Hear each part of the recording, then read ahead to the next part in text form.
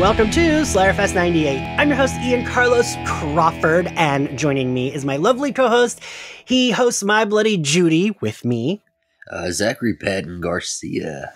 Hi, Zachary. We're here. It's the end of season 7. I closed the Hellmouth, but now we're here to talk about the closing of the Hellmouth. This is the episode post-Chosen where we're at the motel in a diner somewhere figuring out the next move. That is very appropriate. So we're doing the season 7 recap.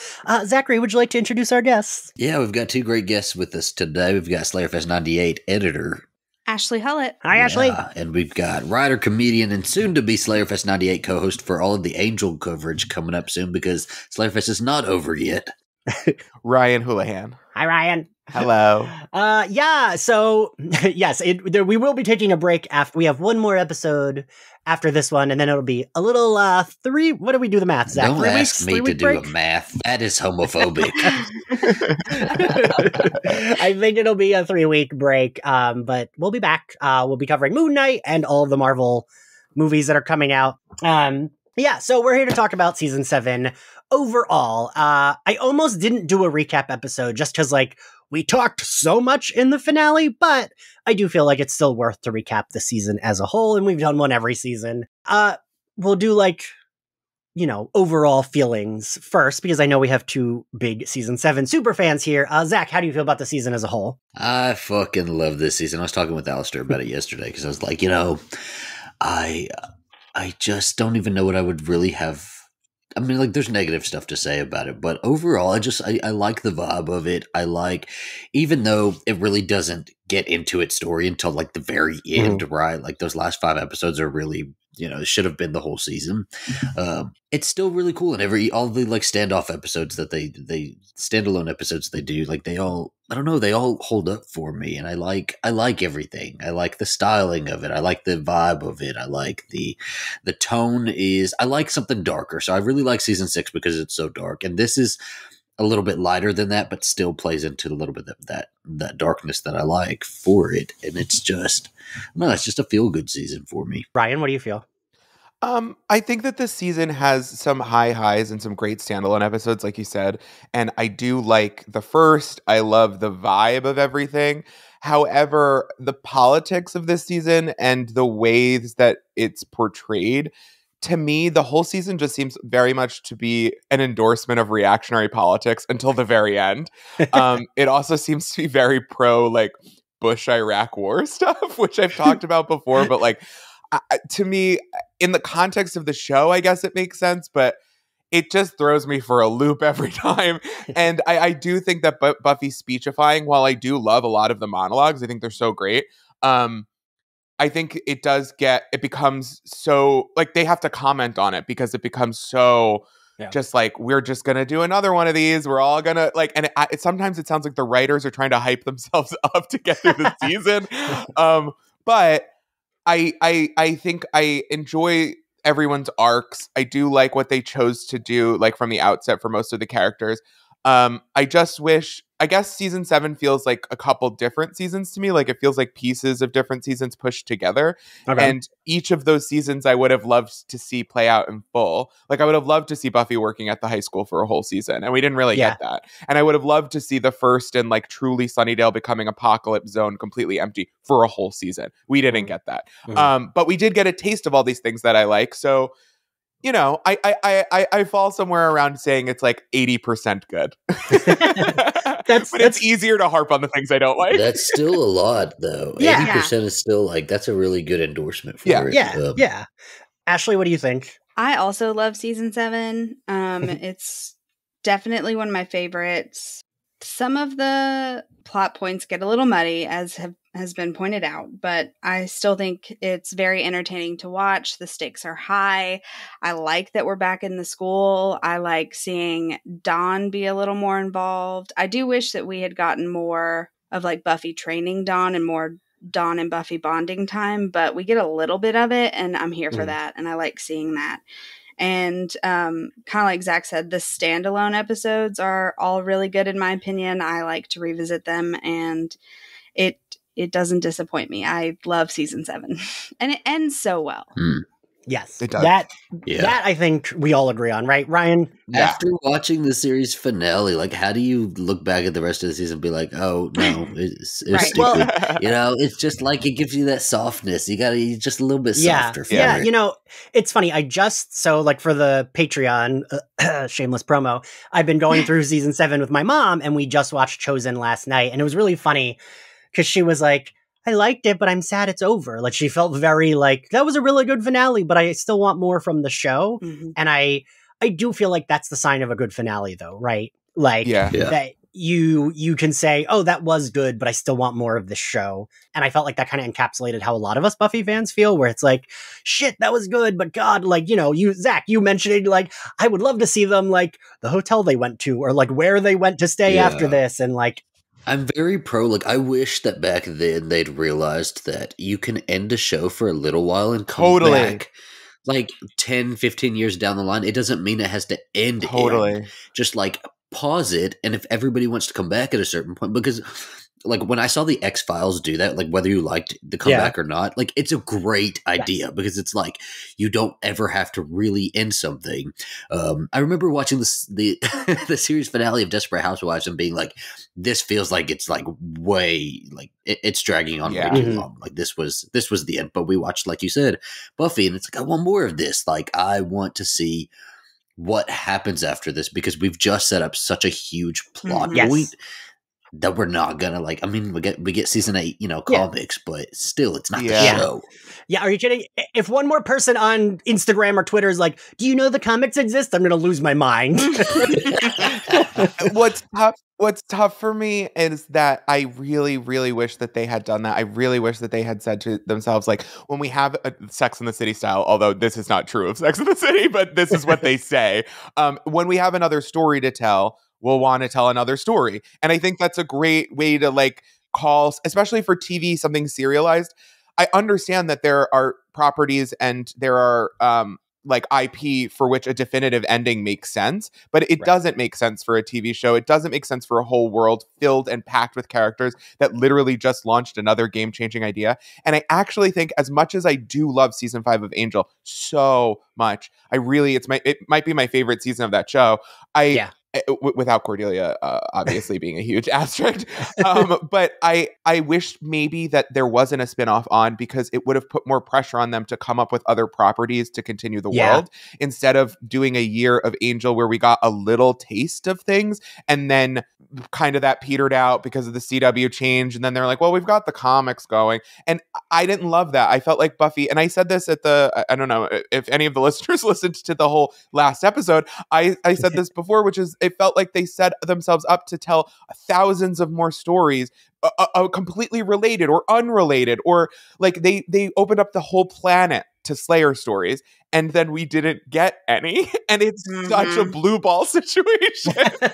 And it's such a positive ending, right? Where you get so many, like speaking of definitive finales, it's like almost all these successful shows feel like they have to have this big definitive finale where something has to happen, and it has to be like this grand ending, you know? And this one gave us, rather than that, it gave us, you know, a future. Like we see more future than we see ending.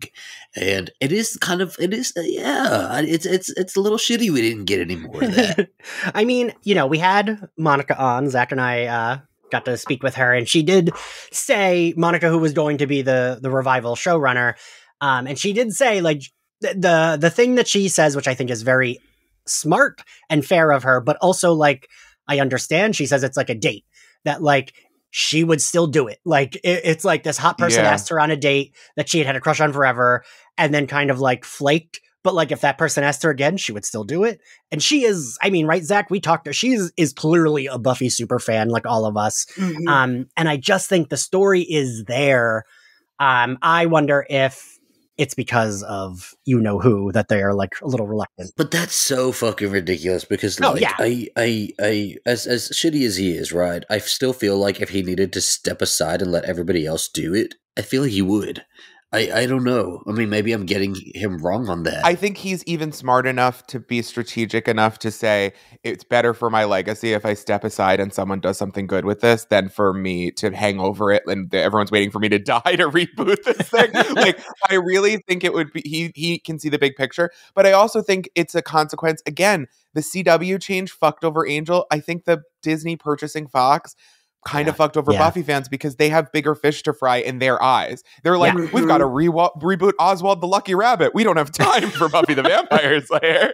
One of the most important cultural works of the 20th century. We don't have any time for that. We seriously need to work on The Little Mermaid 8 straight to DVD. They are dragging out Raven's Home, but they can't give us a damn 12-episode Buffy revival series. Something so true. But okay, let's get we're talking about a revival, but we're here to talk about season 7. Yes. So we'll talk about character arcs, and then we'll talk about the new characters, and then we'll talk about character arcs. In recording with my mom last night, it was funny because she said, well, now I feel bad. I was saying those Slayer girls were annoying, but they're great. They're wonderful. They do great in the end. And like, this is what hurt their feelings. Yeah. And like, I was thinking about how that's the point, right? Like, I had never realized it till this season. That's the point of them being whiny and like not being able to like pick it up, is to like give us the payoff in the end. They're right? teenagers. That's what teenagers do. Yeah, I would not be helpful at all having no powers. I wouldn't be helpful with powers. I'd be like, I don't wanna. Which we Make had someone Willow do it. Sorry, we had someone on TikTok arguing with us saying that the God. Potentials did have powers. What powers? The powers to whine and bitch and moan. They were like, that's why they're called potentials. They have like little tiny bits of Slayer strength and Slayer intuition. And I like took a picture of my TV screen of Rona being like, I have no Slayer strength. I have no Slayer powers. And like sent it to Ian. And I was like, they literally, like, I don't understand why these people are arguing about this. But also, I always interpreted the potential thing to be like a personality type or like a moral character thing or like just the intangible magical sense that like this person could do the job, you know? But that doesn't mean that you can do backflips or like lift a car over your head. If that was true, you know, they wouldn't have had such a problem towards the end of the season. Yeah, and that was my whole counterpoint was like, they're called potentials because they have the potential to hold the power, not because they have bits of power. Yeah. Like, okay, though. Okay, so if I was a potential and I heard that Buffy can like lift a car and shit, I might be, you know, when I'm find myself in a room by myself trying little certain things, you know. Listen, when I was 12, I tried to move things with my mind. Okay, we all did it. Oh yeah, right. Yeah. So I would put my finger in my head like Jean Grey to be like, can I do this? I mean, after I saw The Craft, I had a whole spiral of like trying to change my hair color and all that. Like, totally. Actually, it's wild. It took us so long to meet. I know. Because like it's fucking same. But like I appreciate that with the potentials that we do at least get a payoff, right? Because they are fairly useless. But I'm gonna have to defend my girl Kennedy because she's the only one who was not useless.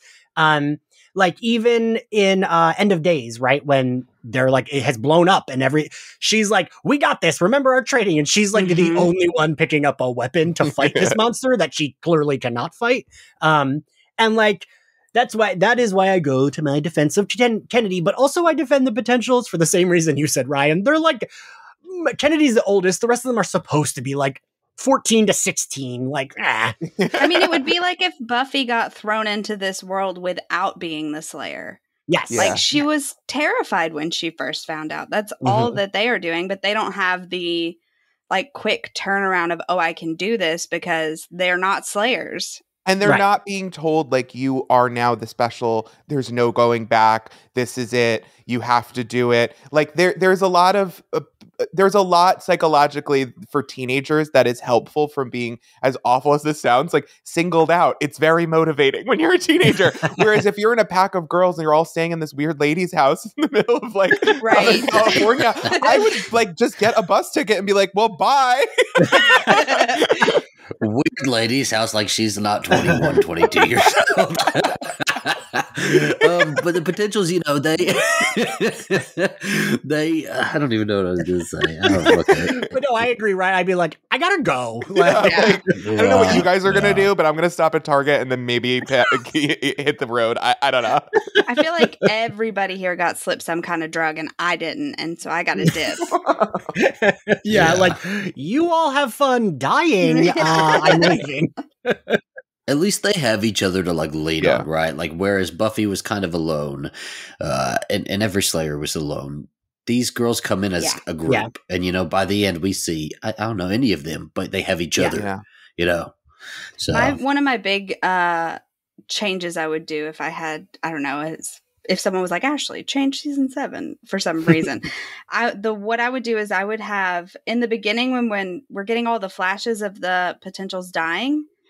Like, why did we not get a clip of like it could have been Kennedy, who clearly had a watcher and was prepared for this, like her and her watcher getting attacked and surviving and then showing up at Buffy's house. Like that would have made me way more invested in the potentials when they first come on. That's a good rewrite. That's good. Well, I do think that's weird we didn't get a Kennedy sort of like something, right? Because they do highlight her so much that we don't get any sort of flashback or like introduction scene or anything like that. But don't you think that that's another consequence of this season? Feels like it's trying to do too much. Like there's packing in lots of different things that could have had much bigger legs. And Kennedy's a perfect example of, I think that character could have been beloved. And I think in the conception of the character by the writers, they made a character similar to other characters they've made who would have been beloved. But because we didn't get the backstory, there's something about the entitlement of the character to take up as much space without us even knowing her that I think sets her up for failure in fans' minds. It didn't have to be that way.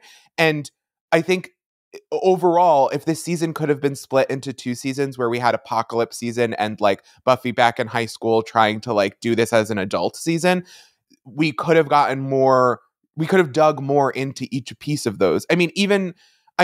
You even look at like Nathan Fillion comes on the show and it feels like he was on, like when people say, oh, he was on Buffy, you're like, yeah, he definitely was. But he also was only on for a handful of episodes. Right. It's sort of like Kendra, where it's like this character has, no pun intended, had so much potential that we could have seen so much more, and it sticks in our mind because of it. Yeah. I mean, you all know I defend Kennedy, but only because I kind of agree with what you guys are saying. Like she's not my favorite character, but I think she's like fine, and she's the most capable of the potentials. So for me, she has funny lines. She has like touching moments. She creates dynamics with other characters. She's different than a lot of the characters in a lot of ways. Like she's set up to succeed, but I just think this season, by necessity of like just logistics and materials, couldn't service a character like that properly. So I think maybe you're seeing through, but I don't think most people were set up to like her. And I think that's true of most of the potentials, is that we just don't get enough time to be invested in each of them and what they like you were saying, Ashley, like maybe some backstory, maybe just like seeing them show up individually. Like what if every episode of the first 18 episodes of a different season, each episode had been the backstory of a potential coming and joining, and we got little bits of information of what's going on in the actual Buffy house as the season goes on, but that each episode we got sort of Orange is the New Black style, the story of this girl and her, that could have launched 18 different spinoffs. You know what I mean? Yeah. Yeah, Ashley, I do really like that. I even like the idea of, because I remember watching it and being bummed that they do kind of drop the Slayer like flashes in the beginning. It's only, I think, the first 3 episodes, right? Yeah, and they obviously all die, so we get no more information on those girls, and it's like, I don't know. It would have been cool to see like okay, we should see some of them die, but like I think if we had kept it up for at least half or like 10 episodes or like 8, where it's like we do see some of the ones that will be coming to Sunnydale, like getting away, right? That would have been cool. Yeah, like I like Kennedy and Rona would be a good one to see. And like even Vi, like if she survived and the way she shows up is she's just there and she's talking about, oh, I just got here yesterday. Like you'd be like, oh, I remember that girl. The same way they did with Amanda, right? She's in Help. And it's like, we don't really see her. I don't think we see her again until Potential. Right. But you remember, it's like, oh, that's the like cute nerdy girl. Like she's back. But this was also true of Kendra and Faith, now that I think about it, that the only person whose real like Slayer origin story we get is Buffy. And maybe that's only because the movie exists. but they don't do a ton of that because I think the show itself doesn't have a ton of interest in these girls before they get chosen or before they get thrown into these circumstances, which is to its detriment. It's one of the very few things with Buffy that I'm like, in any kind of reboot or revival or continuation or however they want to do it, I just want to know more about who these girls were before, because then it makes the transformation of the Slayer, like the reason what Buffy's so satisfying and when she grows and she learns and she develops is because we have a stereotype in our mind that we're playing her against, that we know she was like a bring it on cheerleader type. And and that's what makes it fun when she becomes like a badass fucking warrior Xena princess. But I hope that we get a little more, because it makes the calling and the weight of the world and the duty. It shows you how it transforms people and how certain people rise to the occasion and certain people don't. Look at Faith. Like, some people don't immediately rise to those circumstances, but it would be more interesting to know why. And with Faith, we got some hints and we got to put it together. And that in its own way was very rewarding, was like getting pieces on Angel and getting pieces on Buffy and being able to put together this girl who is so fascinating.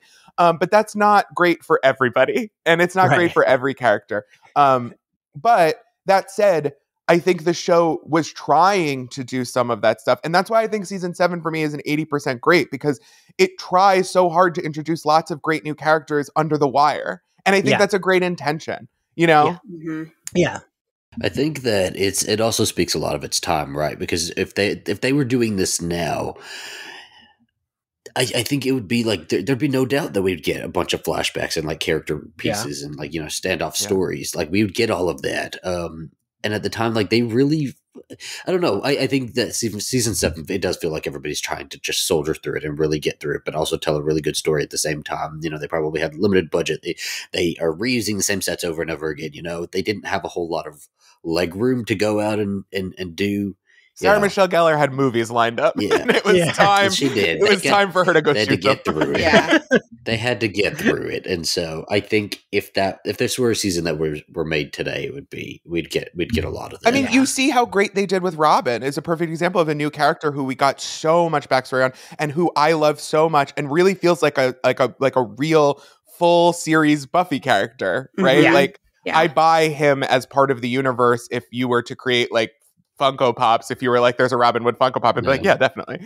But if I got like, you know, a Kennedy Funko Pop, I'd be like, okay, I guess. Hey, they did release a Kennedy figure, and Robin Wood was going to be in the next line before they canceled the figures. God damn it. Wow. All right. Well, we've got more people to blackmail. Yeah. But so, yeah, I let's talk a little bit about Kennedy and Willow. Ashley, so Ashley gets a rewatching and was texting me. Ashley, go ahead. Okay, so I rewatched Storyteller last night, and I noticed a detail that I have never noticed before, and it is Kennedy's quote-unquote bracelet. The entire episode is absolutely a bedroom handcuff. Oh like my God. Kind with the soft fur on the inside, you know? And the way that I like gasped and rewound so fast, I was like, is that what I think it is? And my partner was watching it with me. He was like, yeah, that's absolutely what that is. And then so every time she was on screen, I was like, yeah, it's in every shot of Kennedy. You can see it on her wrist. I thought it was a scrunchie. Nope. That is absolutely a handcuff. And what? So then I went down a spiral of, okay, she's wearing it like an accessory, but was she tied up or was Willow tied up? And at this point in the series, I think she had Willow tied up because she's absolutely leaning top. Oh, yeah. Energy. But also, I do think she's a switch, which I didn't land on until I argued it out with my partner. But but I agree. Yeah. So she just, she has so much on her plate all the time. Every now and then a little break from being in control is probably good for her. Yeah. Well, yeah, I mean, I get the vibe that Willow needed to learn how to be submissive, and Kennedy was very helpful in that study. This whole season is Willow trying to be submissive. Willow pretending to be a bottom, but truly she's a top. But I'm a firm believer that Tara was the top in the bedroom. Yeah. Oh, yeah. I could totally see that. I could totally see that. I think that Willow is a switch who leans bottom, and Kennedy is a switch that leans top. But every now and then they flip it. Yeah. Aw, once again, Willow and I are aligned. But like, I don't know. I mean, I've said this in every fucking episode. I think the thing with them is it's okay to be like, oh yeah, I'm gonna fuck this hot person. We'll like have a relationship. It's casual. They don't ever say I love you. And I think that's why I'm okay with the relationship, because like as someone who has a dead ex, but we broke up way before he passed away, sometimes when you're like in that moment, it's good to have someone that just is like there and isn't too bothered by what's going on. Yeah. And I think that's like Kennedy, Willow would have her anxieties, and Kennedy kind of just was like, that's okay. And she's like, well, it'll bite me. Oh, I might. Like, and she's like, Kennedy's kind of like, okay, whatever. I think you're hot. And like, that's great. And like, that makes for the perfect rebound too. Right. Yes, it really the does. luxury of the new. You don't have, you haven't seen any of the thing. Like we saw Tara get shot. You know what I mean? Right, It's hard for us to move on. Kennedy's like, I don't know. She got shot. What a fuck. And like, for me, that's their dynamic. And that's the only reason why I'm like, yeah, I think they're fine. Like, I know people really hate Kennedy, really hate them dating, but and even going through this with my freaking mom, she was like, well, it's important that Willow can learn she can, be intimate again after having a partner die like that. And and that her partner doesn't need to be perfect. I think it's really important, especially for gay representation on TV, that like they didn't need to be a perfect magical love story. The first person you met, love is love. It's all perfect and like flowers and oh, my parents are going to be so happy because the pureness of this. Sometimes it's like, yeah, we fuck and we have fun, and that's fine. Maybe this isn't forever, and maybe it is, but like, who cares right now? We're just people. Right. And it's the end of the world. So it's a warm bed in a house that doesn't have a lot of beds. You gotta bunk up with somebody. And like, we're both hot, we're both queer. There aren't a lot of other queers here, so let's do it. Which is surprising. You think the potential pool would have a little bit more lesbian action happening, but I guess they're all growing up. Zach, I'm curious. What do you think? It's not a relationship I don't like because it's fucking. They don't really go on dates. They're not like, I guess you could say they're dating. Right. Yeah. You can say that, but they're fucking through the end of this, the series. They're getting each other to the end of the series, and that's about it. And that's fine with me. I'm whatever. It's the Willow. Willow's a character that I love, and she doesn't always do it for me this season. She is. I think she's kind of muted this season, and I don't like that, and I think they put a lot of her scenes in with Kennedy and like try to do what I don't know. What do you think their intentions were for this? Because we read it now as like a casual thing, but do you think they were trying to set up a sort of a future for Willow? I don't. Here? I think that like Buffy had Spike, and Xander, we get to see him kind of have his final go with Anya. And Willow had to have someone. She had to have someone.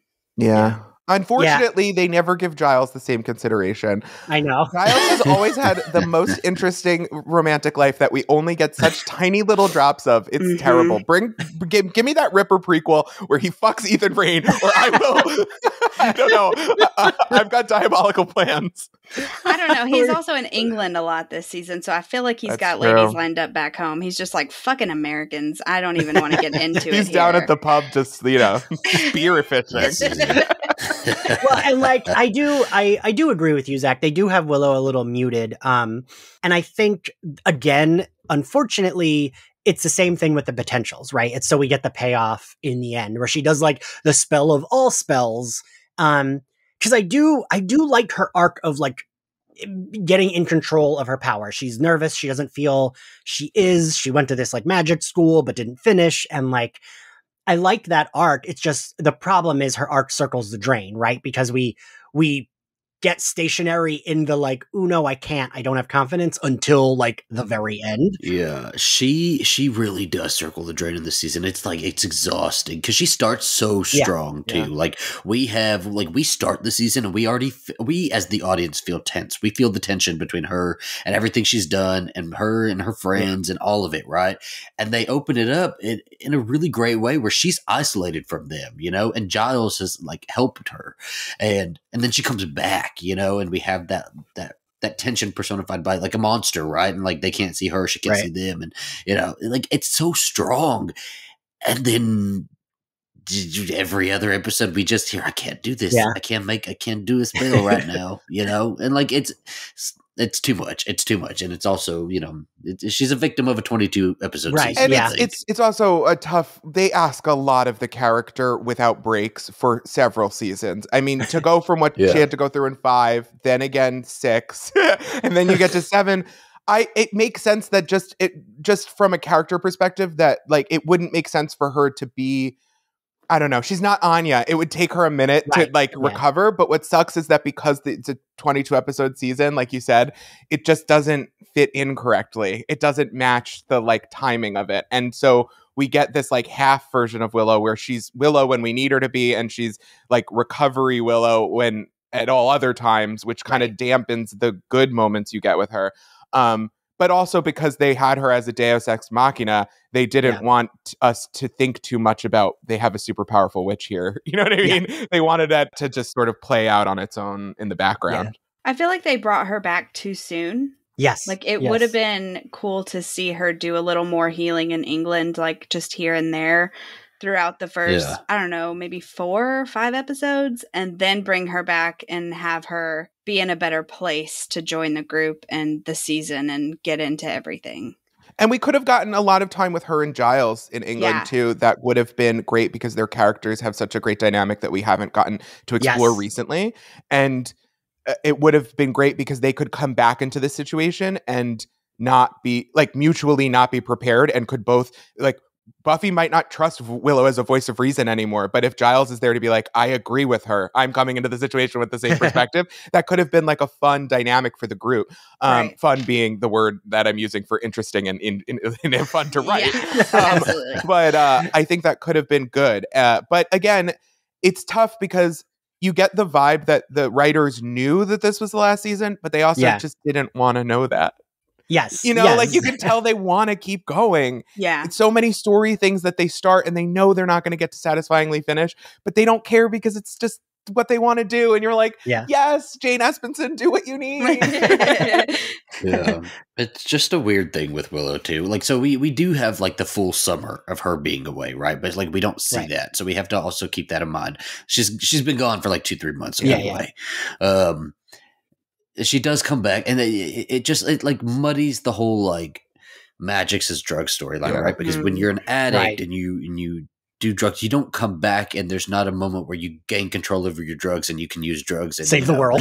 That doesn't happen. You're away from drugs. No more drugs ever. And so, but then they bring her back here, and we know that she has to use magic, and so it's like, there's no real right way. I wish that they had gone the addiction storyline with more of a one-to-one with eating disorder stuff than they had with drug stuff, because I think it lends itself to Willow's character better, but also you have to eat like to live. And so people who recover from eating disorders have a very different road than people who recover from other kinds of addictions, because you have to come to a place where you can do this and it's not a negative impact on your life. And I think that would have been a more fertile ground. But I also think it's a victim of the times where we didn't talk about eating disorders. We didn't have an open discussion about that. It was like, you're a junkie or you're not. And that was the discussion of addiction and addictive behavior. Ryan, that's so smart. I hadn't thought about that, but you're right. That would have worked way better as a like so much metaphor. Better. Yeah. Because that's the thing that always bothers me. Like, watching season 7, I don't think it's written poorly, the metaphor, but it's like, you know that she has to use magic again. Like, you just know that. It just makes it uncomfortable, right? Like, it's that uncomfortability where it's not the same, but almost the same as like when Spike is brought back, you know, after the end of season 6, it's like, but like, you did this before, right? You like wrote it this way, and now we're supposed to accept that he's supposed to be back in the fold, and they do that same thing with Willow. It's like, well, you wrote this, she had this addiction, and now she's supposed to come back and be in the fold using her magic, and I don't know, but so I mean, regardless of how we think about that, I do love that she gets that. Like, I rewatched Chosen last night, and like, fuck, that episode, we just talked about it last week, and like, I still was crying again. And like, Willow getting that beautiful moment is just, she deserves, right? Yes. Like, she deserves that. And good on the special effects team for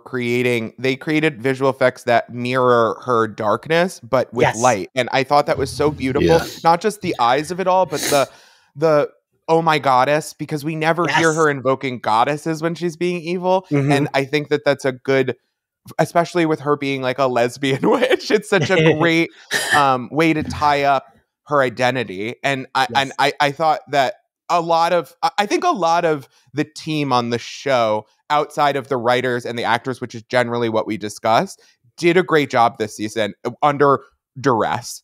And I like, you look at some of the set creations, like stuff like the vineyard, there was a high likelihood that would not have been iconic. You know what I mean?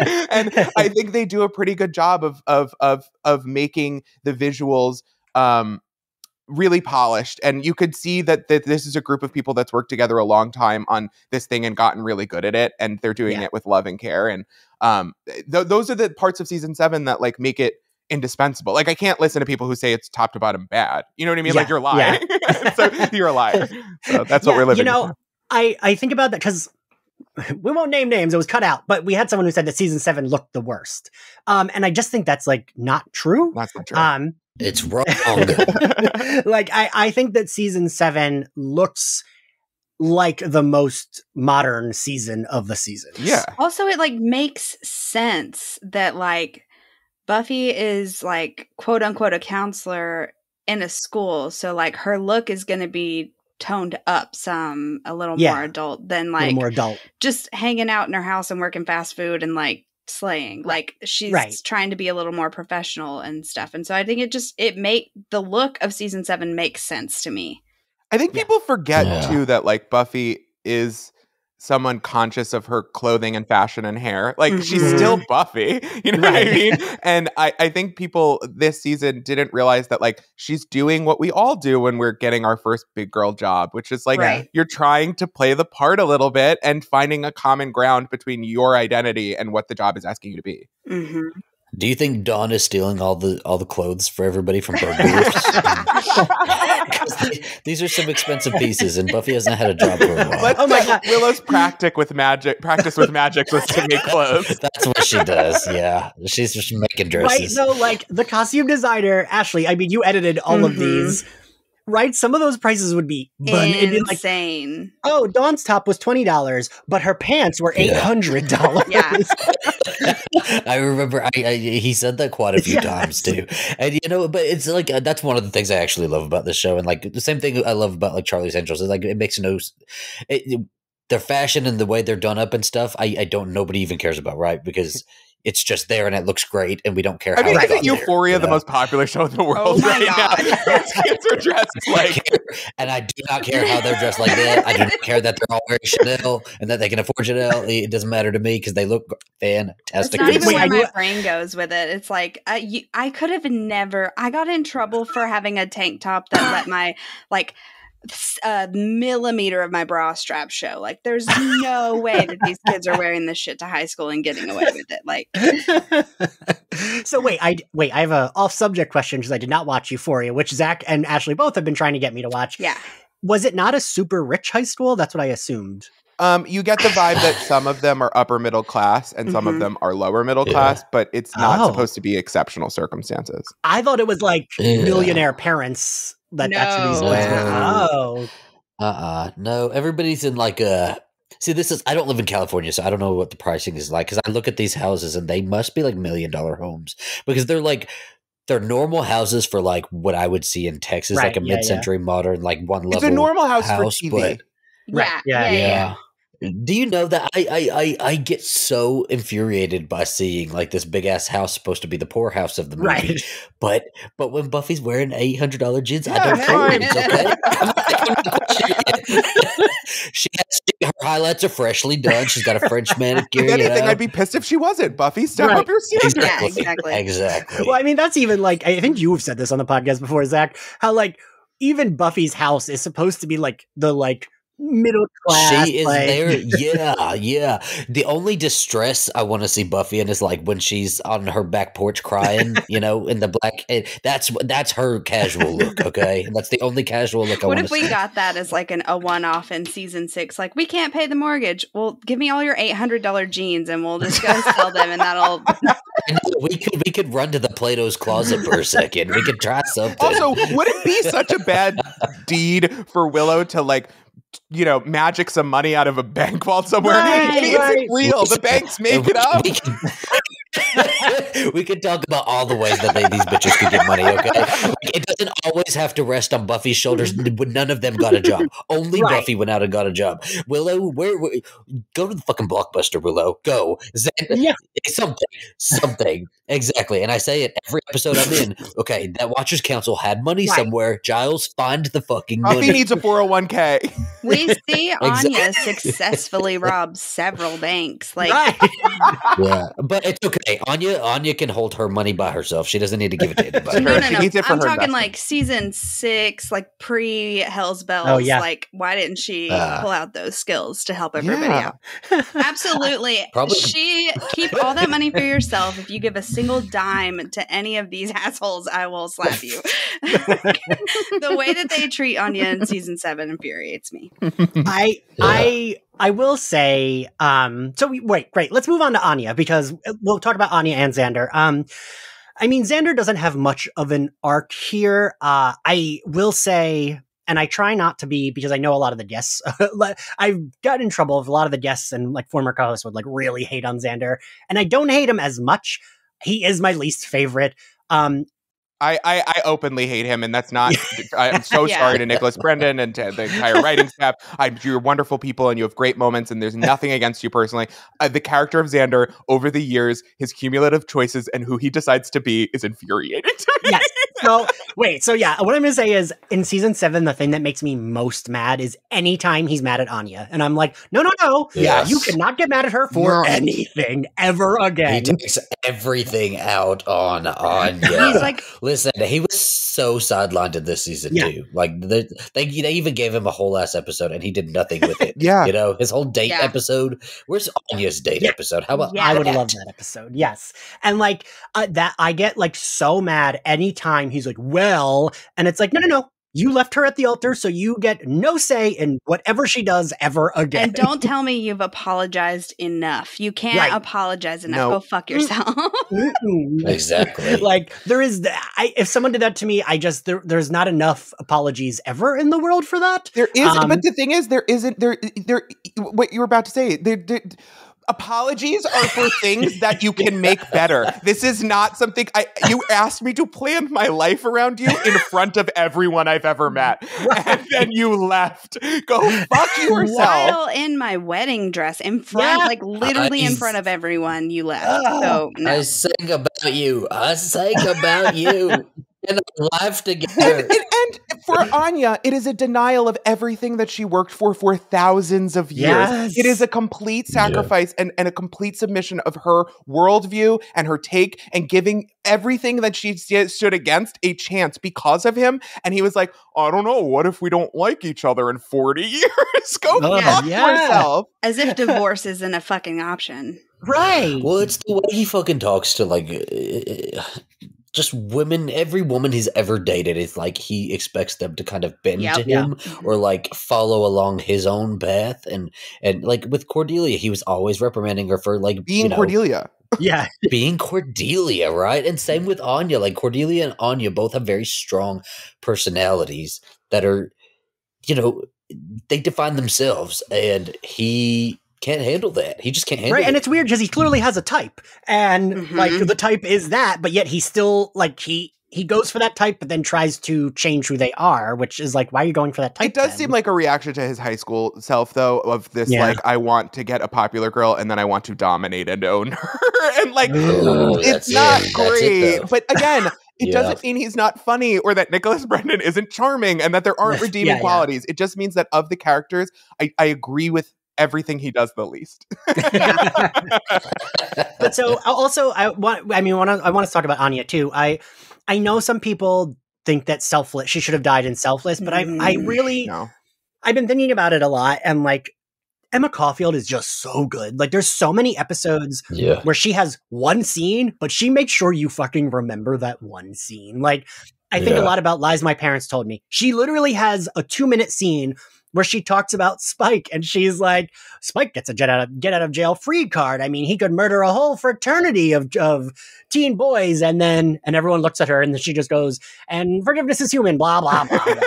Like it's so good, and that's her only scene. Yeah, I mean, and she's just they really like this is what infuriates me about season 7 is they really hold on to her and refuse to let her go.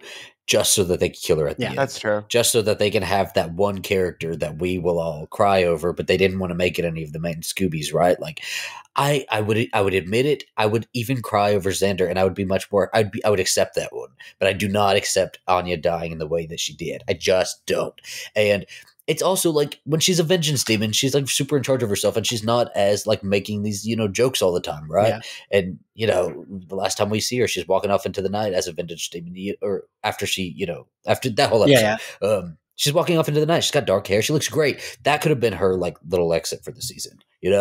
I thought she should have stayed a vengeance demon, but tried to get her shit together and then been helpful at the end because she had fucking vengeance demon superpowers. And she could have changed the way like she thought about herself as a vengeance demon, where she had herself in such a pattern of like righting the wrongs of women, right? That was her whole thing, and she wanted to just punish the men. Well, she could have figured out how to elevate her own vengeance power. I mean, right? Maybe she gets control over it, and she's able to grant wishes that don't necessarily always end in horrifying disaster. And maybe picking up the slack that fucking Willow's dropping. Maybe Willow couldn't do the spell, for example, and we had a last minute faint of like, oh my god, it's not going to work, and then we're losing. And at the last minute, Anya's like, somebody make a wish. I'm going to try. Somebody make a wish. Somebody makes a wish, and she could maybe die because maybe some ancient lore that says if a vengeance demon does a good deed, that's it for them. And she could have sacrificed and like changed the world in one final way that was good. Or it felt like if they weren't so distracted with what they wanted to do with other characters, Anya could have gotten such a better. Ryan, that's it for me. You just fixed Anya's death for me. That would have been a good way for her to go. We're fixing that right now. That's what we're doing. You all know I love Anya. Like I love her so much. Emma Caulfield has been like my white whale to get her on the podcast. Like but I don't hate it because I do feel like we needed a character. I feel like someone had to die. Someone had to die. And I just feel like, but it couldn't have been someone where where Buffy isn't smiling at the end. Like for me, that is so important that Buffy is smiling at the end. That makes it worse. It's smiling because Anya's dead. She actually why she was smiling. She wasn't excited about having saved the world. She was just like, got rid of that bitch. Yeah, pretty much. Oh my god. You're not making it any better, Ian. You're not making it any better. But like if it were Xander, it would have been false. It would have been false if Buffy was smiling. I thought it probably should have been Andrew, but similarly, I could never watch Tom Link die on screen and be okay with it. So yeah. That's just a logistical problem. And also, if it was Andrew, it would have been like sad, but not that sad. Like it would have been sad. But he definitely would have came back as a ghost. No. Ugh. It could have been Andrew. Yes, I'm agreeing with that. But like so I'm thinking about that scene, right? And she gets off the school bus. She's not focused on them a whole bunch. So that smile could have read true had like Giles or like Xander died, and she just didn't know that they were dead. Because she doesn't know about Anya yet. Exactly, she doesn't. For all she knows, Anya's on the bus. Yeah, it's true. I don't know. I wouldn't have liked, because then we couldn't have had. For me, it needed to be the original characters standing there. I just wish you didn't hate Anya so much. Because also, she did say she was done with the show. That was the thing. Like, she didn't want to do it anymore. So, And then also that also makes her the actor most likely to have a character die. Well. When I had my Netflix deal and I pitched them the Anya through the ages prestige. She could have been driving the school bus, and it could have been a great comedic moment. It just right, because remember the last time she drove. Right, yes. But so I don't know. I love Anya. I almost wish she could have been like, oh yeah, I have a new hot boyfriend, like and like not be attached to Xander anymore. But I do understand because she loves him, I'm like, okay, at least you get to fuck this person you love before the end of the world and you all die. Yeah. But I wish we could have had an Anya that had moved on from Xander and was like, I'm good, you're still stewing in this, and no, you didn't apologize enough, but like, I've moved on, I have this hot person I'm fucking. As horrible as this is too, like, if you take a step out and you really look at the Buffy universe, we know that there's an afterlife. We know that Anya at the end of her life was a very good person trying to do the right thing. It's not that unhappy of an ending. You know what I mean? Like, she's in heaven. I texted Ian about this. At the end of the Chosen episode, he was talking to Jada Spencer and he was asking her about that, and she's like, yeah, I didn't really care that Anya died because it's a supernatural show, we can bring her back. You fags gotta stop lying about it. Well, we're mad because they went against our wishes. We were like, we told you we liked her. Like, also at her core, she was a good person. Like, when you go back to meet Odd, like, she's talking about like being selfless with the bunnies and like sharing the benefit of having them and stuff, and she gets laughed at. And so she gets demonized, and of course is terrifying for several thousands of years, but she never had malintent. I mean, even when she's a vengeance demon, she's ostensibly trying to right the wrongs that happen to women, and it's misguided, but it's not from a place of like, you know, well, let's just destroy the world. Right. You know, like it, it's sort of like when Spike's a vampire and he's like, I don't want to end the world. It's delicious. Yeah. Yeah. But let's talk about Dawn a little bit. Because I think this is the best version of Dawn this season. Oh, by far. Right? Yeah. They do a lot of character work to like still make her Dawn, but like make her, she's not crying every episode. She's not whining. I think the only episode where she's like crying and whining is where they're all under that love spell. So it's like, yeah, okay, I'll give her that. They let her grow up into someone we can like. Listen, I will fight you. We got a Dawn moment of her laying on the train tracks. Very season 5 Dawn. I will fight you all because I will defend Dawn to the end, from beginning to end. Oh, me too. I agree season 7 is the best because she is the most mature and comfortable in herself and her identity, but I will fight you over seasons 5 and 6 Dawn as well. I do like Dawn as a character, and I do think like I'm glad she existed, and I think that she is a phenomenal plot device, but I like her as a person. It's that I just don't like any whining on Buffy, because in my mind it's like, you know how brutal this world is. Get it the fuck together. But she doesn't. Whoever's the source of it. I know she doesn't that much, but even the occasional, I don't know. It just, if your older sister's the Slayer, part of me just wants to be like, buck up, get it together. I guess I can't imagine being like 15, 16, finding out my whole life is a lie. Yeah. That, you know, getting through all this danger, then my mom dying, and then my sister dying, and then like, of course I'm going to be a whiny little asshole. Like, I'm going through a fucking lot. And then your cool lesbian aunt dies like in the bedroom, and you find her body. That's true. And sit with her for hours. Like, Dawn went through some shit. Nobody is addressing Dawn's trauma. Yeah. Nobody. Listen, her sister died, and they did the most unhelpful thing they could do is make her live with the sister robot. Right? It's like, oh God, man. Dawn's got, and season 7 was she was a little bit more muted, right? She's a little bit more mature and all that. Well, she kind of had to be, because she realized throughout the other 2 seasons that if I'm crying out, nobody gets they're not helping. Nobody's. I gotta go buy some pepper spray at least. She finally starts to get a little bit of a relationship with Buffy, you know, down pat, and they're like, you know, but then that goes away, and she's just kind of quiet by herself for most of the season and doing what she has to do. And it's sad. It is also really sad. Like, it's great seeing her come into this power that she realizes she has, you know, without being some key. But it's also very sad because she also continues to fall into the role of the person who Doesn't matter. And no as one much gives her enough love the entire time she's on the series. at all. Tara was the only one who did, right? Her mom. When Joyce died, like no one was really there for Dawn outside of like the one episode where Willow and Tara try, but like because everyone is so focused on Buffy, and Buffy's having her own mental breakdown about it that she can't be there for her.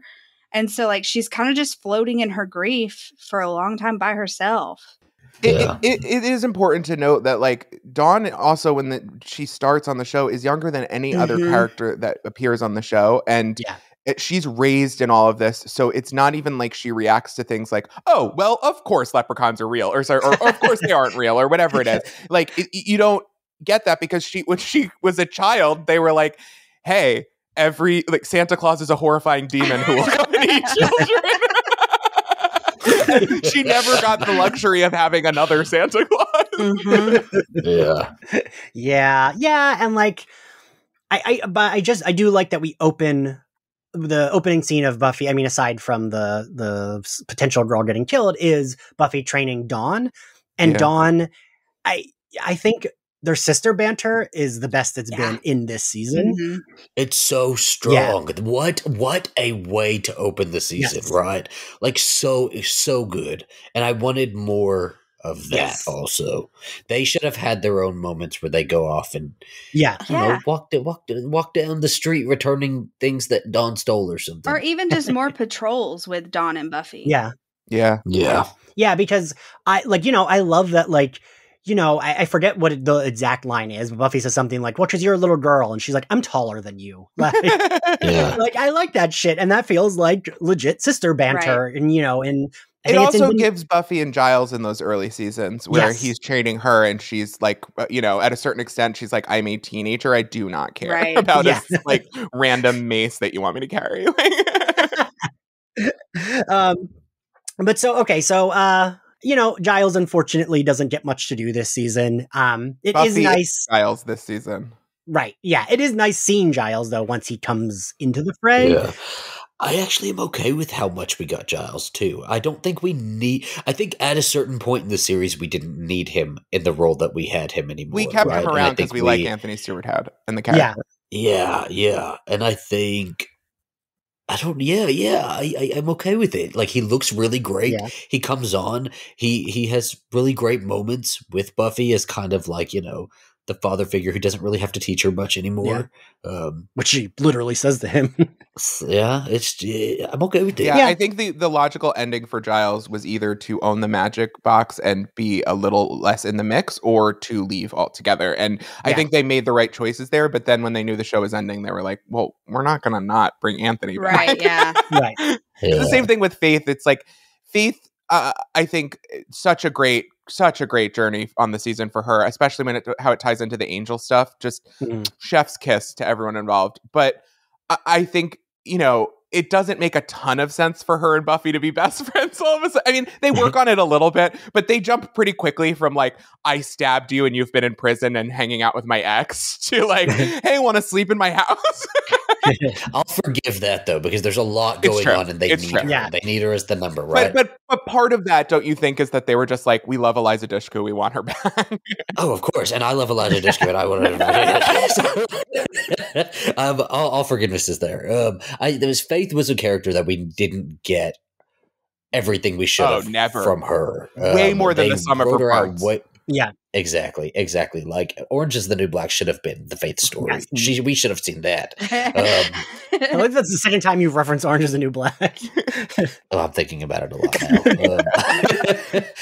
now. I just, you know, but I also don't think Faith would have fit necessarily on Buffy or Angel long term.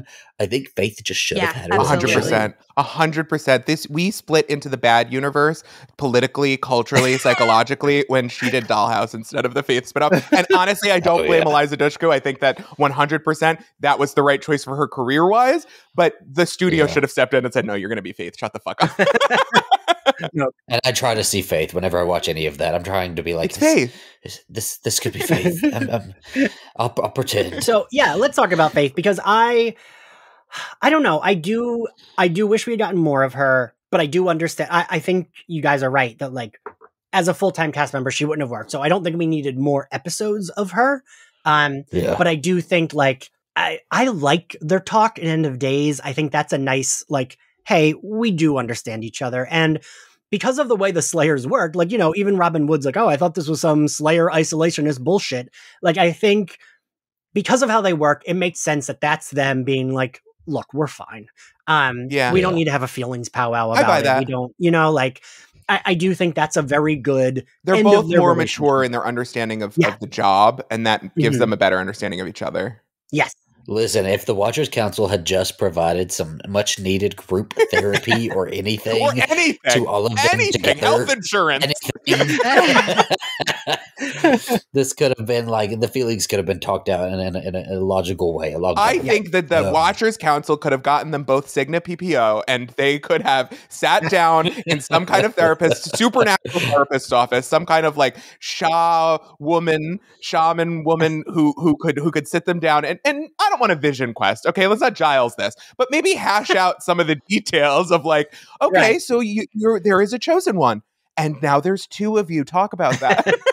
I mean, all they would have had to do is have one council member that is trained in social work and therapy and psychology. What did they all do? What were their roles? I mean, I always think back to the season 5 episode where they show up, and I'm looking at all of them like, what do I try always to remember that we're talking, and all apologies to Turf Island. I don't mean to offend, but they're British, and British people, when you look at like boarding school situations or any like institutions like that, they do not focus on the like there's not a lot of focus traditionally in those stuffy old English corridors on interpersonal stuff. There's a lot of like pushing it down, stiff upper lip stuff that I do think the show like effectively brings that perspective across. But what's crazy to me is that like even Giles should have at some point, I don't know, like, I guess they have a problem with the council, but I think it would have come up more, like memos he's sending where he's like, hey, we've got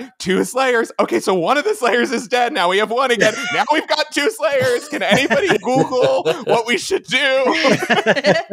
Like, at some point, empathy would have come in, I would hope. Well, I mean, right, and that's kind of like why the Watchers Council didn't like Giles, because he did start to feel more feelings.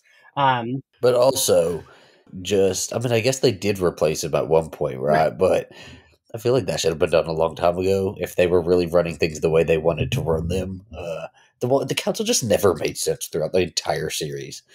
And the way they operated and their rules, none of it ever I mean, even sense. Their power level is always confusing because they're like this omnipotent, watching, powerful organization with all this money and all these artifacts and these active operatives, but also like a teen girl threw a sword and they all were like, oh my God, stop.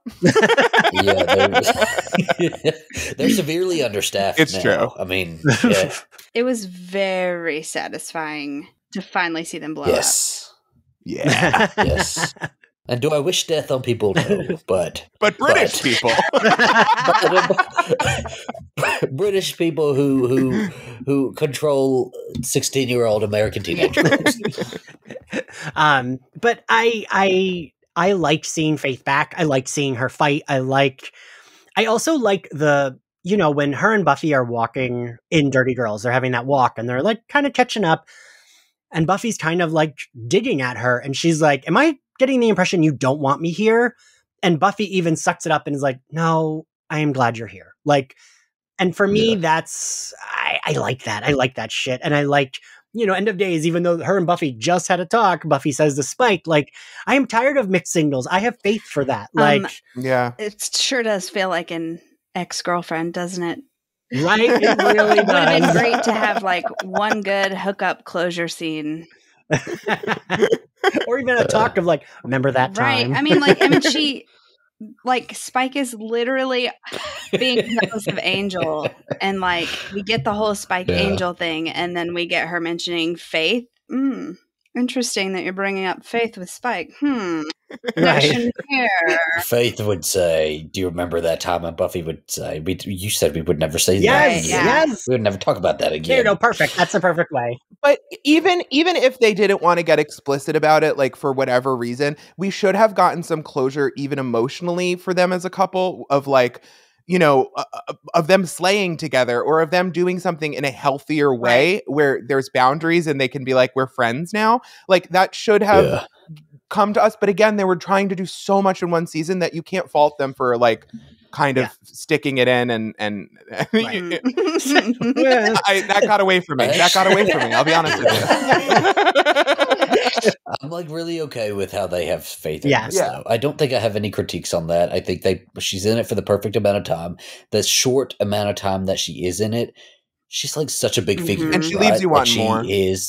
Yeah, and she's like a main character in 5 episodes, and I think it I know she wasn't wearing the red tank top the entire time, but it fucking seems like it. Yeah, I think of that red tank top and jean jacket. Like that's what I think of as like Faith's season 7 outfit. Totally, season 7 outfit. Yeah, they didn't give her any change of clothes. I do have a problem with that one of the very last lines where she's like, "Buffy, you're not the one and only chosen one anymore. Faith, you were the chosen right, two." Yeah. But to be fair, that never made any sense. She was in jail for most of the time that she was a Slayer, so like. Buffy was the only one. Well, Buffy was dead for a little bit, and Faith was, I guess, keeping the halls of Cell Block C. Yeah, that bothers me in potential when Dawn's like, it would mean that she would have to die. If I was the Slayer, she would have to die. And I was like, it would mean Faith would have to die. Which, like, at that point, I don't think Dawn would. Actually, Dawn, your sister dying wouldn't matter at all. Right, yeah. Buffy's the free card now. It doesn't matter. She's the bonus Slayer. But okay, so let's talk about Buffy and Spike. So like, I don't know if I've said this on the podcast, but like any account with the word Spuffy in it is usually the bane of my existence. I don't know how it happened that the Spuffy fandom is the most toxic corner of the Buffy fandom, but I do like them together. I do. I think they have great chemistry. I don't know. I have issues with the first half of season 7 where we never address the sexual assault. And then the end of season 7, it kind of just disappears from at all. It just kind of disappears. But even so, they're both such good actors. They sell their scenes together. So they like commit. The way that they fucking look at each other. Yes. It's just, It's tough for me because it's like the sexual assault stuff. It's hard because you look at the like theoretically in this universe, Anya and Spike have done some of the most horrifying things you can imagine to other people. Right. And so is it part of something you can forgive because he didn't have a soul and he was a demon? But then you were also kind of into him when he didn't have a soul and was a demon. And like how much of that is quote unquote your fault, which is the worst way to come at a sexual assault situation. It's the worst perspective to come from. Yeah. But the universe itself necessitates it by the way that it tells us about these characters. And I don't love that the show at no point addresses it, because even though logically, yes, you could be like, it's not the worst thing he's ever done or whatever, it is to Buffy. And like it is to the audience, it is uniquely evil. It's uniquely bad, and they never touch on it. So for me, I fully just, I know that this isn't healthy, but as a coping mechanism, because I love the show and I love them so much, I sort of pop that out in my mind and don't think about it, because if I don't think about it, he is a great adult relationship for her, and they are a much more mature version of Angel and Buffy, and I think he's obviously such a fascinating, great character and such a good foil for her self-seriousness towards the end. Yes. But he also does take her seriously, even when she doesn't take herself seriously. You know, like they balance each other so well, and they're coming from the world at such balanced perspectives that it makes for such a great pairing. But it does necessitate me to push part of the show out of my mind that in general, I just wish hadn't been included. If you weren't going to address it at the level of seriousness it required, it was irresponsible to include it all. So I don't. It feels like they immediately regretted it. Yes. It feels like someone. And I don't want to put words in anybody's mouth, and I certainly don't want to put blame on anybody, but it feels like someone like Marty, for example, a writer who is very interested in the darkness and the pathos, pushed for the darkest thing that they could and landed it without realizing the consequences for the larger show. Like, we still have a whole season to go. Yeah. And there is like one line where they address it, but it's so disappointing and doesn't really count because he's talking to the first as Buffy. Yes. Yeah. Yes. Yeah. And like, I don't know. It's it's so hard because that's, again, the shippers that are in Slayerfest mentions are normally the worst. And like, I don't understand how people care so much about the show, but then only care about the ships. Like for me, I don't understand that. Because for me, the show is about Buffy and like, sure, yes, I love Spike more than Angel, but that doesn't mean it's not like Twilight where the central conflict is about the relationship. Right. Yeah. And like, but do you think that that's what drives people to want ships more? Because they're like, they'll never really get what they want, which is just like a torrid romance episode or whatever. Maybe that's what it is. Like, I just think he is so good. And like when he gives her that speech in Touched, I tweeted this. I was like, all I want is a man to give me this exact same speech. Is that so wrong? Like, all right, Ian, pencil it in. I'll do it next week. Thank you for taking the burden off of my other male friends. But like, I feel like I really wish they hadn't written that scene in season 6. It like leaves the fans in a really bad spot too, because they do have so much goodness in season 7 together. But like we also, it almost feels like we have to be apologetic about enjoying that. We have to be like, I really do like Spike in season 7 with Buffy, but like I don't like what he did. You know, they should have done this and this and this, and then we have to go on a whole long tangent about like why it was wrong and shit. And it's just like that one moment being altered, taken out, however you had it, could have left season 7 open to just like fucking praise for their relationship, right? Just an unapologetic praise. Yeah, and I mean, I don't know. I'm trying to think of like, they could have had it be that like Buffy and him get into a fight, right? Because they had fights before. Yeah, and he like really he could it would, and this is really fucked up, but like him nearly killing her would have been better than that. Accidentally hurting Dawn, and that being a line to cross. Yeah. I actually think that would be perfect, Ryan, if like they're having one of their typical fights where they're like hitting each other and like Dawn accidentally gets hit because he clearly would never have wanted to hurt Dawn. And then he like spirals and leaves town. That would make so much more sense. Their relationship as an abusive dynamic, mutually abusive dynamic, would have been more interesting to explore than just sexual assault for shock value. And I think that that's really what it comes down to, is that there's a lot of fertile ground about how kids are impacted, about how friendships are impacted from an abusive dynamic that they needed to work out. But it ruins all of that good work when you take it somewhere that you just are out of your depth with handling. That bathroom scene always felt out of place anyway. Like it feels like it comes out of nowhere. It feels like out of nowhere. Like it was like a last minute decision that they decided to toss in, because like it just does. There's no like lead up to it. It just fucking happens, and it's like, what? Like, where did this even come from? Yeah. And like, honestly, like I know people, like I said, people get mad, but like, I do understand why some people are like, nope, that is the line. And I never forgave Spike. Like, I do understand there that. Is a line. I love him. There is a line. To me, there was a line with the show that I just did. This isn't what I signed up for with the show. And I'm not saying it couldn't have handled the topic in a different way, but what we actually literally see on screen is not what I signed up for with Buffy the Vampire Slayer. And, I don't know. I to me, that will always be the moment of the show that is my ultimate, like the one thing that I would change. And I do in my mind. I literally don't think about it. I have to push it out of my mind. Yeah. And I agree with that. And it really is. It just comes down to you as a fan and how you're going to sort of cope with that moment. Are you going to put it out of your mind? Are you going to completely write that character off? Are you going to write the rest of the season off? It just, it's fan to fan. How do you deal with it? 100%. And so I do, if like talking about just his arc in season 7, I do like his arc in season 7. I think in the middle, we spend a little too much time with him, I will say, is maybe my critique of that. We spend a little, the trigger stuff seems like it goes nowhere. The show fell in love with him to a degree, and that's fine because he's lovable. But we're at the end here, and we're running out of time.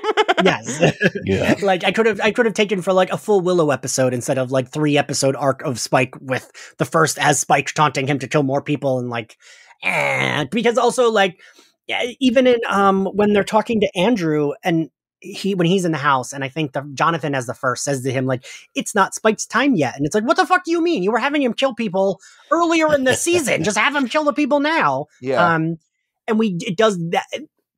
some of the plot points get a little muddy, and Spikes is one that gets a little muddy for me. And between the trigger and the chip and the soul, Right. like, guys, let's give him a week off.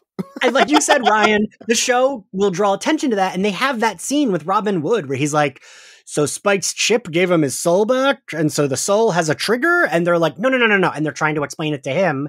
But it's like being self-aware of your, similar to Glee, I will always say, being self-aware of your problems as a TV show does not absolve you of those problems. Ryan, oh my God, wait. So the reason I stopped watching Glee was when they did, God, I can't even remember if it was the Britney episode or the Rocky Horror episode, where someone makes a joke that it makes no sense, that they're all having the same dream.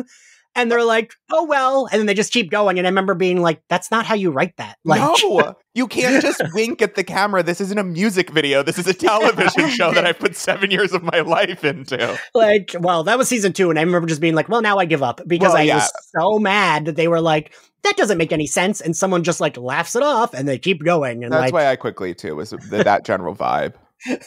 And like, that shit pisses me off. Because you can draw attention to how absurd it is, which Buffy did.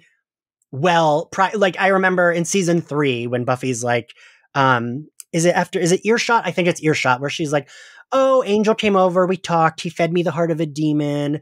And like, she's like, just girl things. And Willow's like, that's how love should be. Like, that's a fun way. They're right? pointing out how silly or how over the top things get, but we accept it as an audience. They're taking a moment to step outside and be like, isn't this a little wild? And you're like, yeah, but only works as a joke because first off, we bought into the whole thing. And at no point were we like, oh, well, that's the 9th thing we've shoved into a vampire's head between the demon, the soul, the chip, the trigger. But also, it works because that doesn't present a problem for the show. The show was functioning fine. Yeah. The idea of this many influences on this one character does present a problem for the show because you don't know what's motivating him at any moment.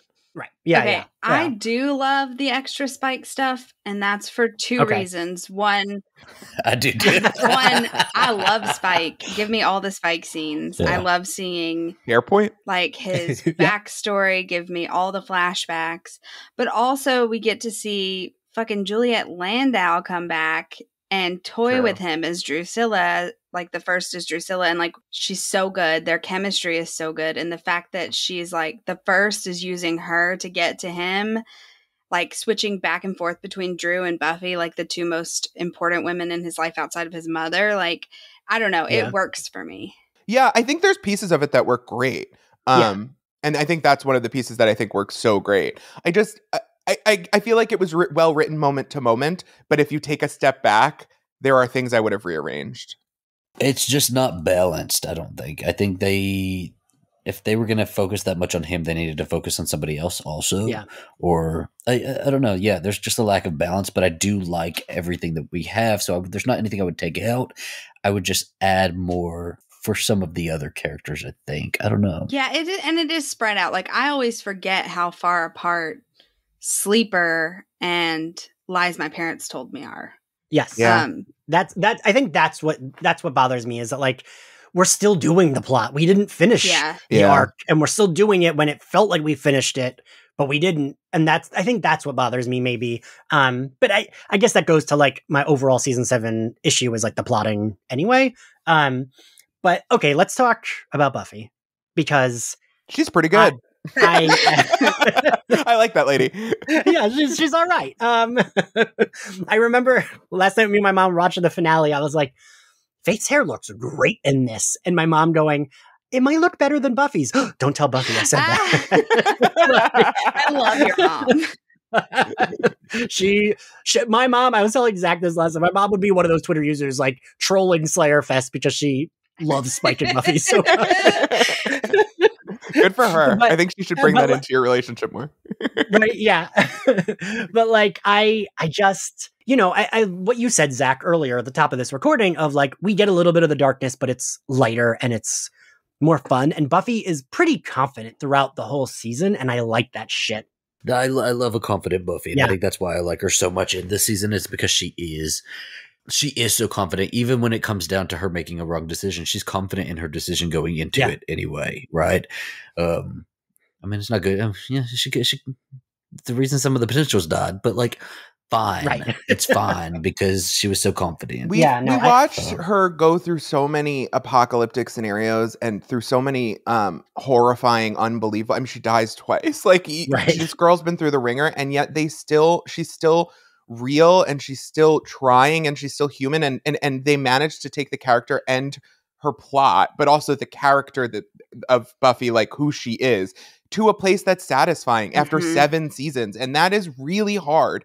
And Yes. I don't think it should be, I think people take for granted when things work because they expect if you're going to set out to do something that it should work. But to make 22 episode seasons for 7 years, except for the first season, is a lot. That's a lot. That's a long journey to make her the chosen one several times of different apocalypses, being faced with like different kinds of horrors, and to make her still be a person who is satisfying and believable and inspiring. It's a big undertaking, and everyone involved should be really proud of Buffy the character. I think Buffy goes down, in my opinion, as if not the greatest, easily one of the greatest television characters of all time. And season 7 is a big part of why, because she steps up, and she doesn't step up as someone else. She steps up as Buffy would.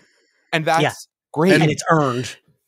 And there's not, this is what I really, really like about it, is there's not this inner turmoil within her to be like, oh, I don't know if I can lead. She just does it because she knows that it needs to be done. So she just fucking does it. And this is also like post deep depression Buffy. Yeah. So like, she comes back a little tougher around the edges and a little more like realistic and less like optimistic about stuff, because she's like, some of us are going to die, but like she's been through dying herself, losing people that she loves. She knows that like, I need to probably prepare them for this. Otherwise they're all going to end up like me last season. Like, like they need to be prepared for what's to come.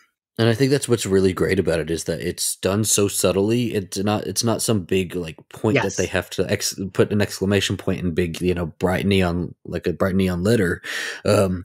They like all of these little tidbits of her like doing something wrong. It's all sprinkled in there. Like, I don't even know how I'm describing it in just the right amount. It just feels real, and it feels You're right. The timing of it all feels realistic. Yes. And it does. We've earned this Buffy, I think. Like, right? Has she. Has she. Yeah. And that is it's so much easier to make a character through a series of events, but it seems like she chooses to rise to these occasions and become this person that she deserves to be. And that wasn't a guarantee when we first met her, Yeah.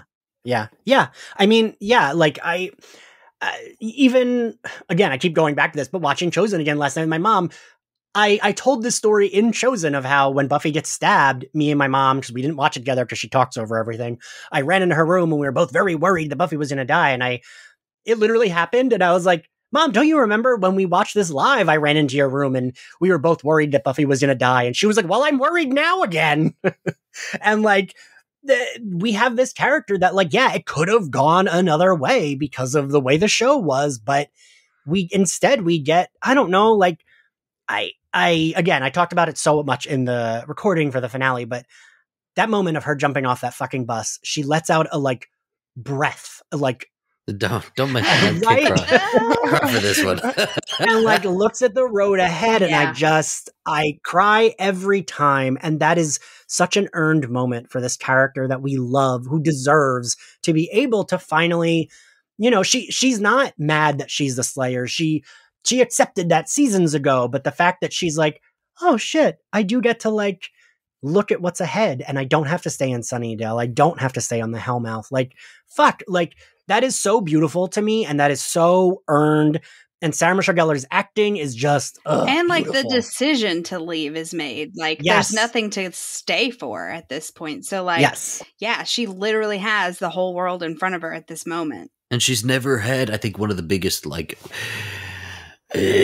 points of tension in the first season was that you're a Slayer for about a year or two. You die super young, right? And this is like a great bookend to that, where it's like, no, Buffy, it's not only that you have a future, you forged a future for yourself. Like, this is. I mean, she's looking at a crater, but like this is the road ahead. Yeah. Look at your beautiful work. I like it, and I think that she would have had. It would have been great to see her kind of after this. I don't know. Figure out what she wants to do. Maybe take some college classes again. Go to Italy, dance in a club. Fucking don't even. I'm sorry. All right, so we're at the end here. So I know we're probably gonna have the same answer. So I'm not gonna say favorite episode of season 7. Name like 3 to 5 episodes that are your favorites from 3 to 5 like moments or episodes that are your favorite from season 7. Ashley? This may be an unpopular opinion, but Lessons is hands down my favorite season opener of all the series. I love it. I do love it. It is hands down my favorite. The only one that I was like trying to compare to see like, do any of them hold a candle to it? And it's Buffy versus Dracula is a phenomenal episode, and like it made me pause for a second, but no, I like Lessons better. So definitely Lessons is my favorite. And also like Storyteller is amazing. I understand people's issues with Andrew and his like quote unquote redemption arc. I don't think he's ever like really fully forgiven and redeemed, but he does kind of become a part of the group and he survives. So there's that. But I feel like we needed Andrew this season to give us these like just comedy beats that we needed. And Storyteller is like one of my favorite episodes of the entire series, but is for sure my favorite like standalone bonus ep of season 7. Which obviously, like, Chosen is my favorite episode. But all right. Zach? Okay, I have the episode listed here. I won't explain anything, but I'm going to run through my favorites. Okay. Lessons, Conversations with Dead People, Bring on the Night, Showtime, Potential, Dirty Girls, Empty Places, Touched, End of Days. There we go. Chosen is my favorite Buffy episode of all time. I just feel so powerful watching it. Yeah. I mean, I sometimes I forget how much I love it, and I felt like, I mean, Zach and Ashley, you were there for the recording. I felt like I couldn't have been more excited and like clearly in love with an episode, right? Yeah. Like it is Buffy. It is the thesis of Buffy. Yeah. It is, yes, and like I gotta say, it was really, really nice. Like the last week since that episode came out, I've had a lot of people be like, this episode made me cry. And like, for me, that I never thought I would put out an episode of Slayerfest that would make people cry, but so many people, and like, you know, I had someone text me and be like, you are really sweet in this episode. You're just trying not to cry the whole time, which was true. And like, I used to always include Chosen in my top 10, and I think eventually started to fall out, but I would go back and probably put it in the top 10. Out of the finales, where does Chosen rank for you? I think out of finales, it would be right. It would be right under Graduation Day for me. Graduation Day is my favorite. Graduation Day, part 1 and 2, I count as 1, and Becoming part 1 and 2, I count as 1. And I know a lot of people say The Gift, and I do think The Gift is a great episode. But so good. I think it would be like Graduation Day, Chosen, Becoming, and The Gift, I think. I think it's fair. Okay. Yeah. Oh, I do love Prophecy Girl, though. That is so good. I don't think there's a bad finale, right? That's true. There's not really a bad episode. Yeah. It's just what your favorite is as a fan. Yeah. It's just, that's all. Ryan, what were some of your favorite episodes and moments? The ending of Lessons to me, to introduce the first, was I get chills watching it now. I will forever get chills. It is such a genius move to bring all the big bads back and give a speech to Spike, who is like the not big bad, but also like a malevolent force throughout the show. Love.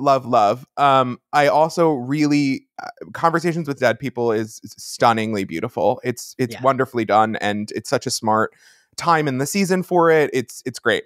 The middle of the season to me dips a little bit. I don't hate it by any means, but it just dips until Storyteller for me, which is like an all-time banger, bop, slaps. She went off, she snapped, she showed the girls what they should have did. And then there's other bits throughout the season that I think have really great, like there are great moments, but I think Chosen is such an undeniable perfect episode to me. It's not. It's weird because I would say Chosen is. If you ask me, is Chosen your favorite episode of Buffy? I would say yes, even though I know that it isn't, and it's not my favorite finale, and it's not my favorite. But it is Buffy to me. Like that episode makes me feel the way that Buffy makes me feel in general. It is just, it's an encapsulation. It's this vertical slice of the show, and it is also a crowning achievement. And I love it. But because we were talking about it briefly, I do have to say Anne is my favorite season opener by far. You got Buffy with a hammer and a sickle doing a socialist revolution and reclaiming her identity as a queer woman. I mean, a woman. I will never, ever, ever move past Anne. I think it's Anne is so great to me. And my favorite finale, it's really a toss up between Chosen and The Gift, but Chosen is a unique episode among all of the show of the whole run.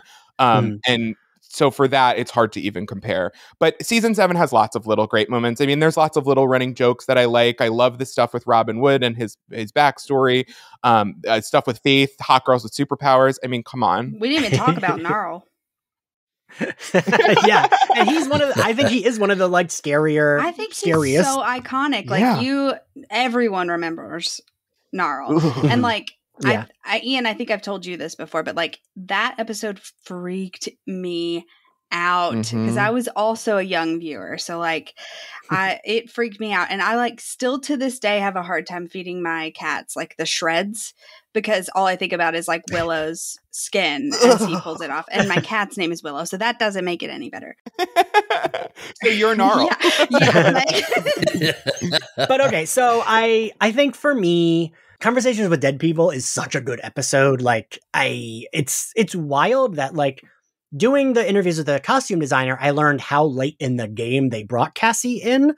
Cause like his script still had Tara as the one talking to Willow.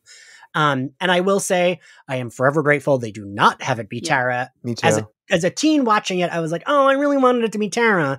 But as an adult watching it, I'm like, no, that's way too cruel. Too dark. Bless Amber Benson. Yes. And I don't think Willow would have bought into all of it to the degree. As much, Yeah, I think Willow's too smart.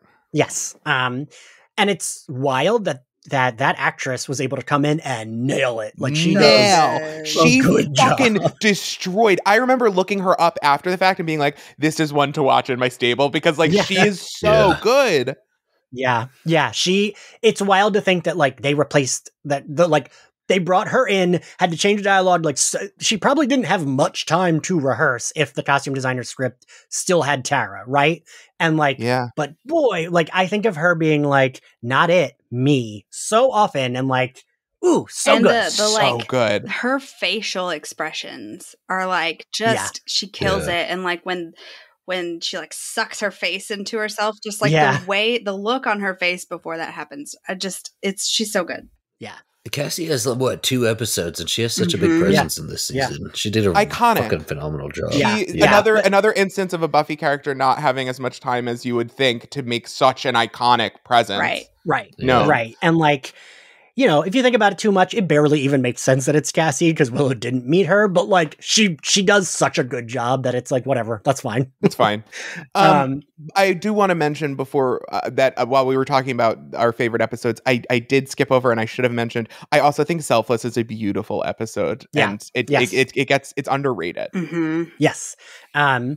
Conversation with Dead People is probably like my 5th favorite Buffy episode of all time. It does such a good job of like blending in the horror. And Buffy had kind of, for better or worse, I don't think it's a detriment, but it had mostly dropped the horror stuff at this point. But the Dawn stuff is creepy and you feel bad for her. Like the ghost that's visiting her is her fucking dead mom. Awful. Like Jesus Christ. Yeah. I think that episode is one of the best episodes of the show. I love Chosen. But I love that episode. I think it's great. I think Chosen is great. Lessons, again, I was so happy the reading I got for that episode because like this bitch, she thinks ahead. And I'm so glad I banked that Stacey Abrams content, which I will tell everyone, I had her record that line reading and her Chosen outro 2 years ago when I recorded her interview. This Because bitch knows how to plan.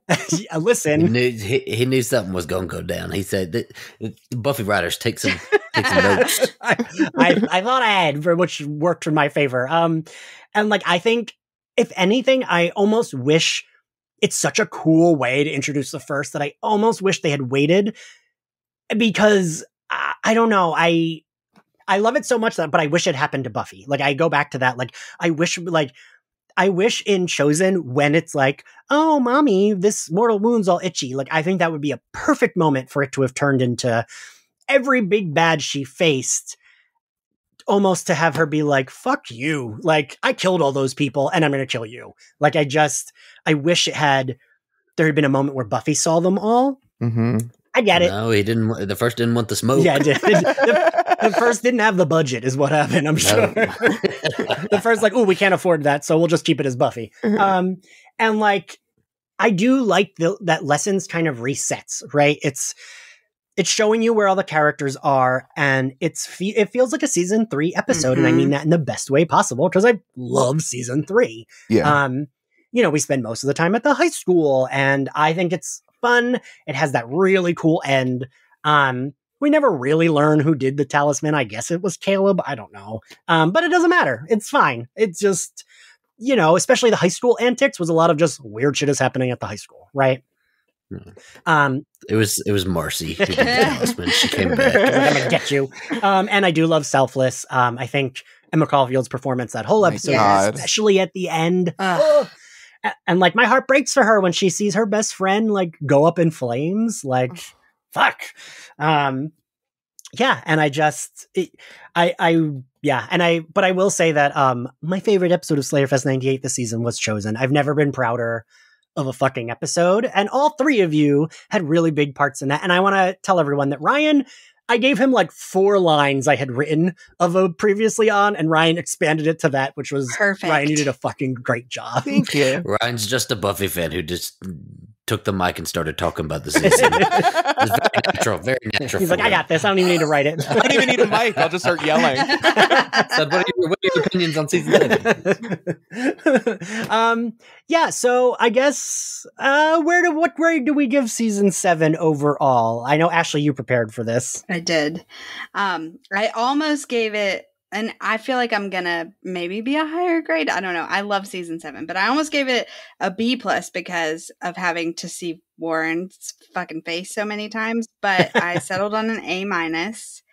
Okay. I feel like the Scoobies really, outside of them kicking her out, which I'm not even going to get into because we're at the end, but outside of that, they work so well together as a team at this point. Like, everyone just does what they need to do without like having any struggle with like their piece of what's going on.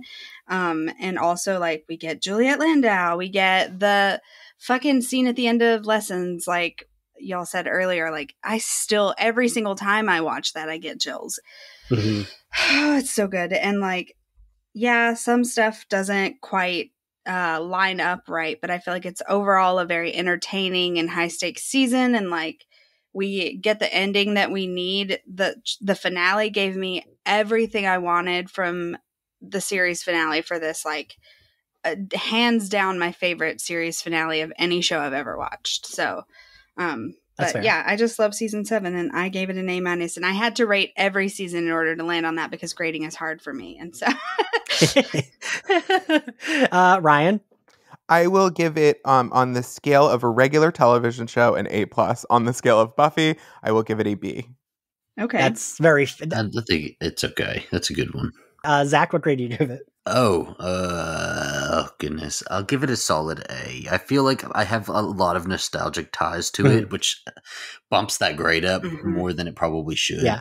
But also, I do think, like, when you said it's kind of a reset season, and the not potential Lessons, it's like a reset episode. I think that's, nail on the head there, because 7 seasons in, that's 7 years of lore and all of that, and it does feel like they kind of just hit the reset button and they were like, okay, we're going to simplify it a little bit. We did create all of this lore, but we're going to make it just a little bit fresher for us to go forward, and it feels like a fresher season to me. Yeah, and I just love it. I love all of everything about it. So, hey. I give it the exact same grade Ryan did. Of a regular TV show, A+. Of Buffy, I give it a B. All right, I wasn't that much higher than y'all. I feel better. Yeah. Well, I figured you and Zach would have the same. I figured you and Zach would feel more the same way, and me and Ryan would feel the same way. Yeah. Thank you to all three of you. You've all been great, and I really appreciated all the support. Ryan, you've helped with so much shit. And this coming Sunday, March 13th. March 13th, is that the right date? Yes, it is. Yes, March 13th. Come see me and Ryan and a bunch of other great folks. We're going to be doing a Slayerfest 98 live in New York at the Stonewall Inn. I will be in full drag as Darla from the pilot, and when I tell you the level of commitment that is going into this look, you will be shocked. You will be shocked. So go. You're going to want a picture with me. I'm putting in effort that I've never put in my life. Ryan, your Drew Barrymore from Scream Drag was fucking A+, so I can't imagine. Thank you. But yeah, so if you're around and you want to come see us at Stonewall. You can get tickets on Eventbrite or look at our socials. And thank you all for listening to our Buffy coverage. We will still be covering certain episodes as they turn 25. And this summer we will be going to Angel, where Zach and Ryan will both be co-hosting among some other folks. If you like Slayerfest 98, you can find us on Apple Podcasts, Spotify, YouTube, anywhere else you get your podcasts. Make sure to subscribe to us and give us a good rating because it's much appreciated and helps out the podcast. If you want to support us, you can find us on Patreon, where we're covering Harley Quinn Season 2 this month, and also continuing our coverage of What If. And my mom and I will still be doing some watch-alongs together where we record stuff after. If you want to follow us on social media, we are at SlayerFestX98. If you want to follow me, I am at IanXCarlos on all platforms. Ashley, where can everyone find you? If you are interested in any other TV podcast, I work on two others. There's a She-Ra and the Princesses of Power podcast called Hey Adora, a queer She-Ra podcast, and an original Roswell podcast called Pass the Hot Sauce. I am on Twitter at MythTaken314 and Instagram at Cause I'm Feeling Fine with no G. Ryan, where can everyone find you? I am at Ryan Houlihan on all social media platforms, and you're an adult who can find me. Zachary, where can everyone find you? You can find me as part of My Bloody Judy. We are on YouTube now. We are on Twitter, everywhere, My Bloody Judy. That's where you can search us. And thank you all for listening. We will be taking a short break, but we'll see you all soon. Thank you to all three of you for being here, and thank you everyone for listening to our Buffy coverage, because I don't think I thanked everyone enough in the Chosen finale. So thank you all. It's been a lot of fun covering the show, and we'll see you next time. Bye. Insert little Buffy smile here.